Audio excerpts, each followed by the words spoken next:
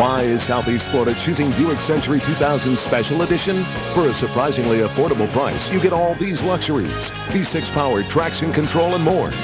And now, during Carnival of Savings, if you live in one of these Southeast Florida counties, choose Century 2000 Special Edition and get a $500 Carnival bonus on top of already exciting deals. That's a total value of up to $2,000. Celebrate Carnival of Savings with Century 2000 at your Buick dealer. Offer ends April 3rd. You're watching CBS 4 News, first at 5. Well, what a lovely day it was today. A little windy. Yeah, but other parts of the state, I guess, hadn't been so hot. So, well, not hot temperature-wise, right, I get but you. Just not terrifically hot weather, Bob.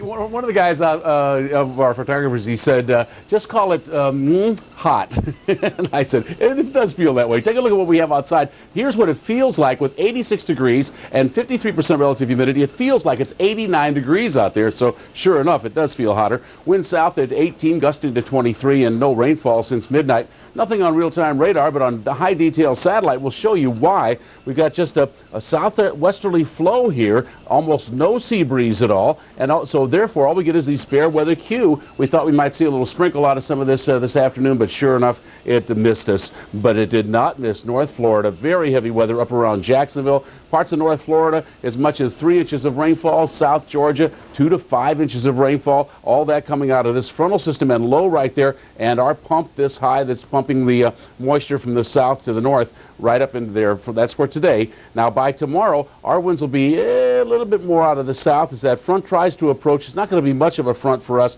but there is a good chance of some thunderstorms, especially in the afternoon tomorrow. And then by the weekend, less humid and cooler. Well, now, I could say cold. All right. Anyway, it's going to be cooler. Take a look at what it specifically. It's easier for the Chiron operator to write these things so you can read them. Fair skies and muggy. Evening stray showers, low about 74. Then tomorrow, more clouds and storms develop, especially in the afternoon. It's going to be breezy and humid, high about 88. For boaters, wind southwest to west, 10 to 15 knots, seas 2 to 4 feet.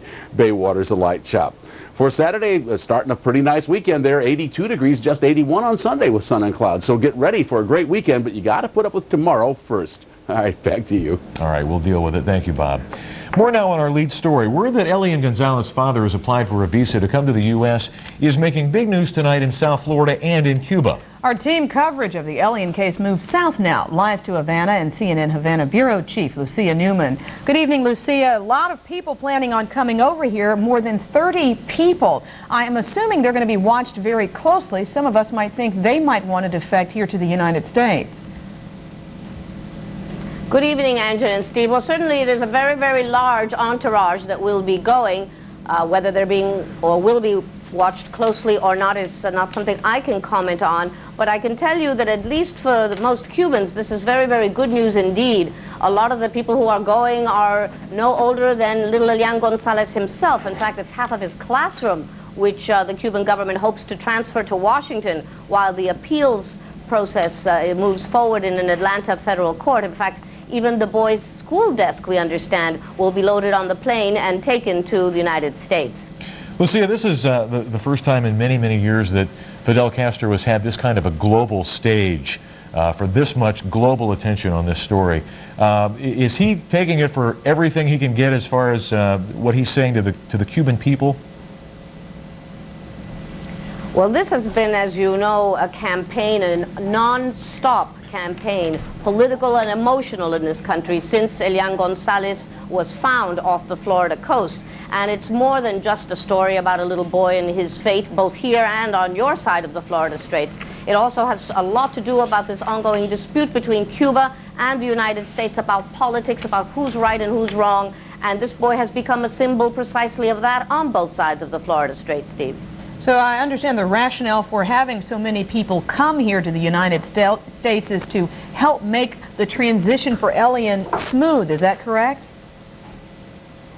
That's correct. The idea is that the thinking here, and certainly I know that the father believes very strongly that the child has become alienated from his family here, from his roots, from his friends, from everything he has ever known, and that since he cannot be brought back immediately to Cuba, and they believe that he should come back immediately to Cuba, he should at least be in contact again with his roots in the United States in a setting familiar to him while the judicial process in the United States runs its course. CNN Havana Bureau Chief Lucia Newman, thank you so much, reporting live from Havana, Cuba. And our live team coverage continues on CBS 4 News at 5:30. We'll pass along your reactions to the story from our CBS 4 News comment line and webpage. Then at 6, the latest from Washington and South Florida on today's high-stakes meeting. Stay with us for continuing coverage on the fight for aliens. Damage estimates are climbing from this week's deadly tornadoes in Fort Worth, Texas. Insurance officials now put the cost at $450 million. 4 people were killed, a 5th is missing and presumed dead. Much of downtown Fort Worth remains a ghost town tonight. 8 buildings were destroyed, more than 50 damaged on Tuesday by 2 tornadoes. Some spectacular pictures tonight of a tornado out over the water. A family videotaped the water spout during their vacation to Alabama. It was followed by high winds and golf ball-sized hail. In fact, you can see the hailstones splashing into the water right there. Nobody was hurt. What makes a person gay or straight? Well, according to a new study, you might be able to find out by looking at your hands with a ruler. A UC Berkeley psychologist says he's found indications that lesbian women have a subtle masculine trait. Like men, they have shorter index fingers than ring fingers. Now, the study published in the journal Nature finds that it's a result of having higher levels of male hormones, or androgen. It's not trying to say that prenatal androgen is the only influence on human sexual orientation. But having said that, the fact that we do see this subtle difference does indicate that there is an effect. Breedlove says his research seems to indicate that sexual orientation has roots in biology, not culture. Other scientists aren't sure what to make of this study. I don't know how it helps people better understand. I think that it may reinforce stereotypes about people who are gay, lesbian, bisexual. I don't know how that it promotes further understanding. Breedlove says his findings have scientific validity only when applied to groups, and he can't make any judgments by looking at any one person's hands. An underwater search for stolen cars turns up much more. That search in a South Miami-Dade County canal at 5:30 will tell you all about the mystery officials have uncovered that may be years old. Also at 5:30, a used car nightmare for a South Florida woman. Even though the car she bought runs just fine, find out why it's a case for Shame on You reporter Al Sunshine. I'm Jim Berry. The basketball Canes win games, but they want to win fans. That story straight ahead in sports. The FBI's best agent is going inside the mob. I want to check them out top to bottom, but you smell anything bad. Now, getting closer to one family. You don't turn on your friends, you don't rat. That's the rule. Could mean losing another. 2 weeks you've been gone this time. I'm sorry. I'm going to be 80. You're still going to be sorry. 8 extraordinary episodes, 1 television event. 5 votes for you when Sonny finds out. Not only do you get wet, but I get wet. Falcone begins Tuesday on CBS. Starting to feel a little cramped by your present surroundings? Maybe it's time to expand your horizons. Maybe it's time to think about RE/MAX. RE/MAX Associates lead the real estate industry, averaging more experience and more sales than other real estate agents. RE/MAX can help you find a new home that meets all your needs while selling your current house to someone who'll find it absolutely perfect. If you're looking for results, look for RE/MAX. Nobody sells more real estate. At Hops, we do whatever it takes to make your meal fresh and delicious. Hey, I'm gonna show you boys how we fish. I'm the bear. Come to Papa, baby. You're not catching because you're not thinking. Fish on! That's why Hops fresh seafood, Jamaican top sirloin, pastas, ribs, and microwave beers taste so great. Tough day, huh? Tell me about it. Visit your favorite Hops Restaurant, Bar, and Brewery location. Hops, it's all good. Why is Southeast Florida choosing Chevy Cavalier? Cavalier is affordable. It's the lowest price car with standard ABS and air. With all this standard, Cavalier is one big value.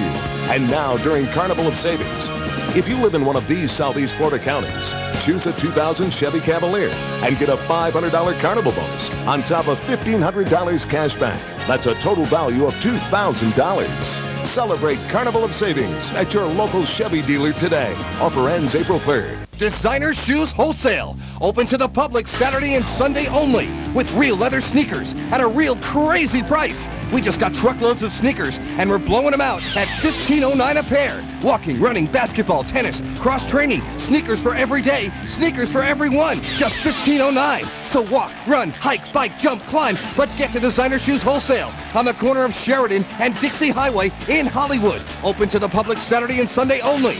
Look for the pink building. For Your Health is sponsored by...